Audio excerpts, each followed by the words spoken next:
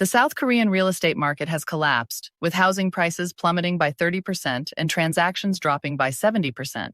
South Korea has always pursued stimulation, and this housing market crash cannot be separated from a model called full rental housing. In this model, tenants pay the landlord a deposit of around 70% of the total rent. When the 2-year lease term is up, the tenants move out and the landlord fully refunds the deposit. It seems like the tenants are benefiting greatly from this arrangement. They can apply for a loan from the bank to pay the deposit, and after 2 years, when the deposit is refunded, they can repay the loan to the bank, only needing to pay some interest. Essentially, they get to live almost rent-free for 2 years. Isn't that fantastic? But the landlords benefit even more. They rent out a 100 square meter house, collect the deposit, then buy a 70 square meter house and rent it out to collect another deposit. One house can generate a nest of smaller houses.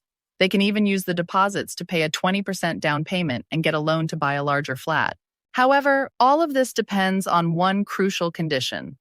The bank's interest rates must be low enough for the tenants to afford and for the landlords to afford buying new properties. Once the interest rates rise, some landlords default on their loans, unable to repay them or return the tenants' deposits. That's when this enormous leverage breaks. Unfortunately, all of this has just happened. We all know that the U.S. Federal Reserve started the fastest interest rate hike cycle in history over the past 2 years. South Korea followed suit. In the span of 2 years, South Korea raised interest rates 9 times consecutively, increasing its benchmark interest rate from 0.5% to 3.5%. Repayment pressures soared, and on top of that, South Korea experienced a significant decline in exports, with a trade deficit for 15 consecutive months. This resulted in a decline in many people's incomes.